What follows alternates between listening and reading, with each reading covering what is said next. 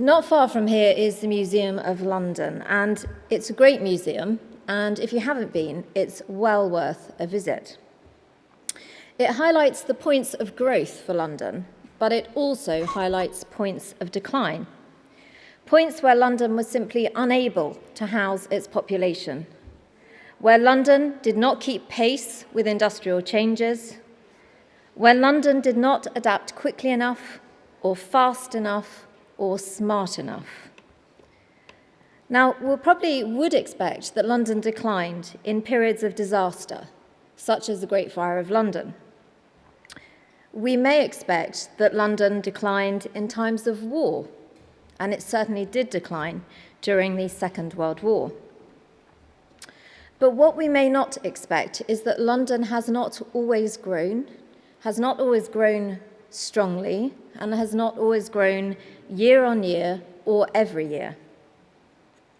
Now, it's reasonably well known that there was a 2-decade population decline in London between 1961 and 1981. And most of that was driven by changes in economics, in business. What may be less well known is that the population of London in 1939 was higher than 1971, higher than 1981, higher than 1991, higher than 2001, higher than 2011. And for those of you who have just looked at the mid-2014 population statistics that came out in the last few days, it is still higher. 1939 is still higher than the London population in mid-2014. Only just, it's catching up, but it still hasn't overtaken it. So this raises a real question for London, which we don't often address. Is London's housing position one of capacity? Is it about capacity of the geography to manage a population of the size that we have, which is less than that in 1939 and has been for decades? Or is something else happening? Well, this is certainly a period in London's history where there is a housing challenge.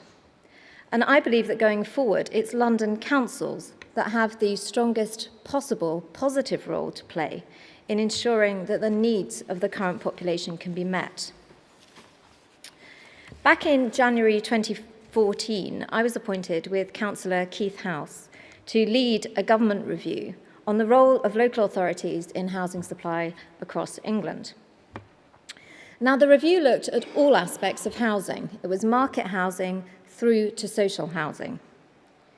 And the review was looking at the powers and the opportunities which councils had, because there had been changes over successive governments.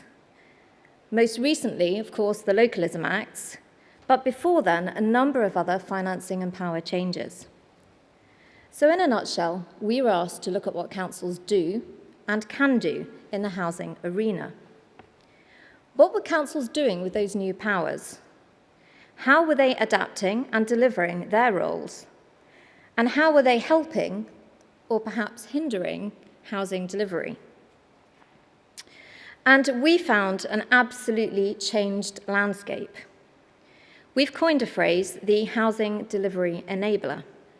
And as you can see from the diagram, the housing delivery enabler role has 5 core elements which come together in a continuous circle to drive effective housing delivery. The first element is community leadership and strategic clarity. And leadership is key to housing delivery.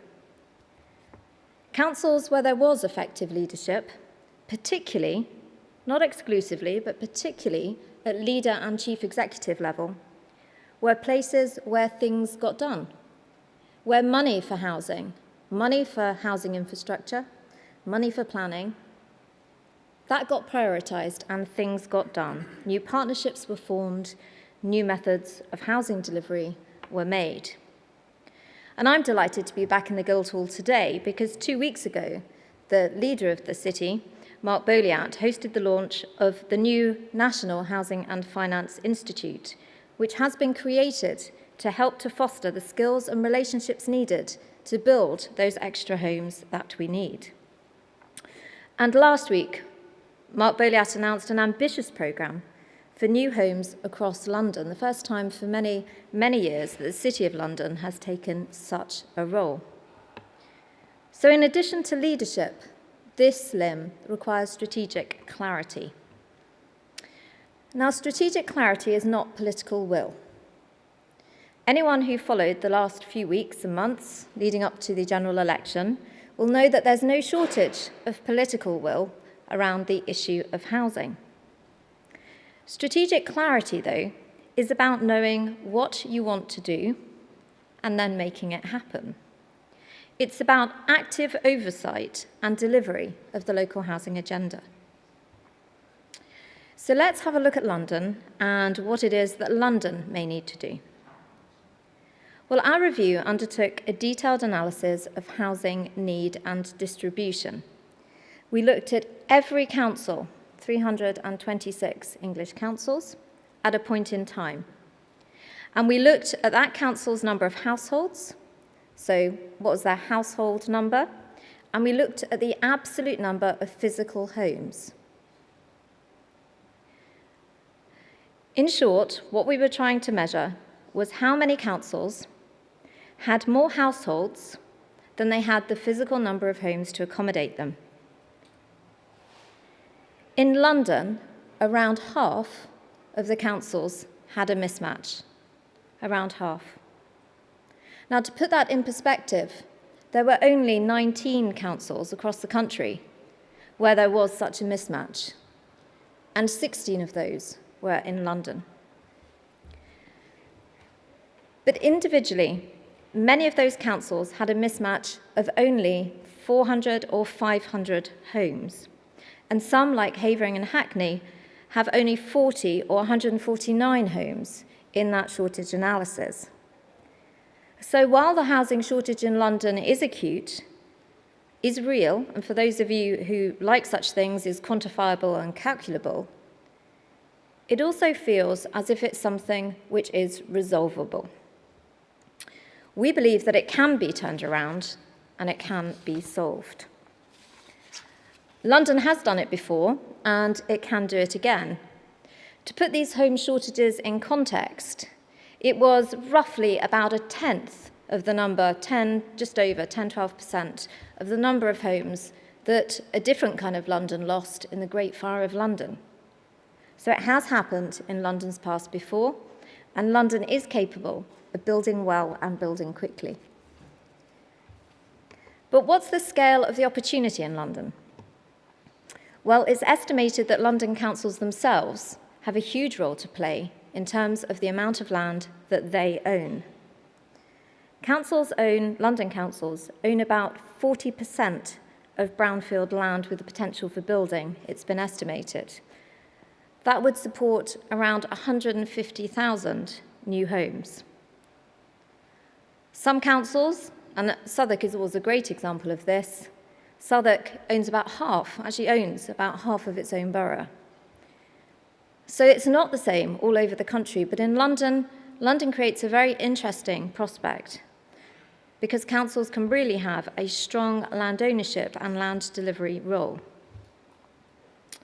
So there's land held by councils and land within those councils' areas for building.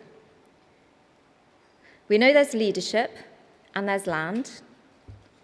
So what about the money? Well, some people may be surprised to know that there's actually no shortage of money either. And that's public money as well as private money.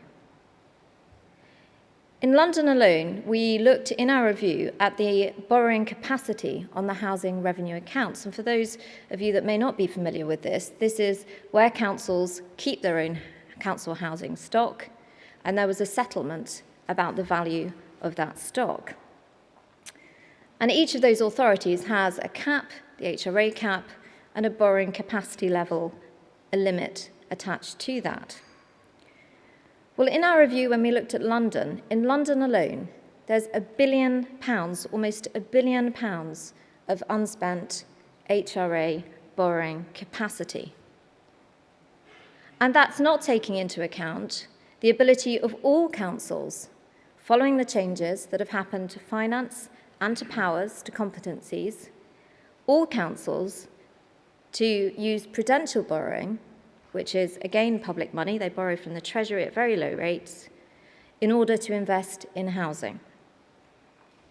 So there was a wall of money to invest in housing, not just from the public sector, but also from the private sector. Billions and billions of pounds where people wanted to invest to find a home. And what we were finding is that some of those investors, some of those financiers who wanted to invest were actually beginning to walk away because it was taking them 300 to 400 meetings, 3 to 5 years in order to secure a single transaction. And they were finding it very, very difficult to scale up, to replicate, to build between councils. So there's money, there's land, and there's leadership. There's clearly demand. So what type of homes are needed in London, and how quickly? Well, the role of the housing delivery enabler is for the councils to decide what type of housing is needed for their areas and how the housing needs of their residents will be met. That may be building homes themselves. It may be providing land on a buy now, pay later basis.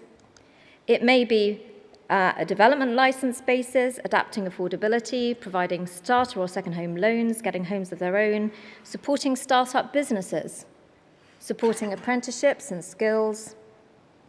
It may be providing development loan funding, and some councils are doing this by borrowing from the Prudential account on lending to commercial companies who are developing particularly smaller enterprises and startups. And on the screen are just a couple of pages of examples of the type of housing delivery enabling which councils are doing. So these are not theoretical examples. These are actual things which councils were doing up and down the country in different places during the scale of our review. And you can see they're very varied, and they're designed to meet the needs of particular councils at particular times. And one of the most interesting things that we found is where councils had themselves begun to get back involved in really actively promoting and delivering houses. It was usually in partnership, because it makes sense to use the skills, the ability, the capacity of other people in the marketplace. It was rarely that a council would choose to do everything by itself. And they were being really creative, entering into a number of different development partnerships, a number of different investment partnerships, and being really creative in how they use land. And the primary blocker that we found in terms of access to land is something that may be familiar to anyone who's been working in London, and that's the development panel structure. Because a number of businesses gave evidence to us that they wanted to do things, particularly in London, but they went on the development panel, and it was hard for them to get the access to housing. So one of the pieces of advice that we've given in the review is to make sure that where land can just be sold, and it doesn't need to be procured through a development panel, it ought to just be sold. Now, just stepping back for a moment and looking away from the boroughs to the London plan, some of you may know that the London plan is based on a premise that housing need will be met within the next 40 years. Well, I don't know about you, but just thinking for a moment, back to those opening remarks about the role of London in growth or decline, the role of housing in supporting London's growth or decline. I can't help but wonder whether a plan that suggests that we've got 40 years to catch up on our housing delivery may be one of those indicators that London may need to ensure it does not go into decline. Because if I'm still alive then, I will be a granny in my bath chair. And by the time we meet that projected housing need, well, who knows who we might be sharing that old folks' home with. So here's a different thought. And that's that the pace of housing delivery simply must accelerate in London, because there is an opportunity for good leadership. There are a number of good and strong councils in London. There's money, land, skills and resources in both the public sector and, of course, in private businesses to do it. And that's where our new Housing and Finance Institute comes in. We've been set up following our recommendation in January. We were supported in the Chancellor's March budget, and following the general election, we've launched just recently. And it's our role to accelerate housing delivery, to innovate and help businesses who want to innovate and succeed and drive market change, and to celebrate the many, many good examples that we see of businesses and councils leading and driving the change to build the homes that we need. We're building the skills and relationships we need to build the homes that are needed. Not in 10 years or 20 years, and certainly not in 40 years. But we think that needs to be right now. Thank you.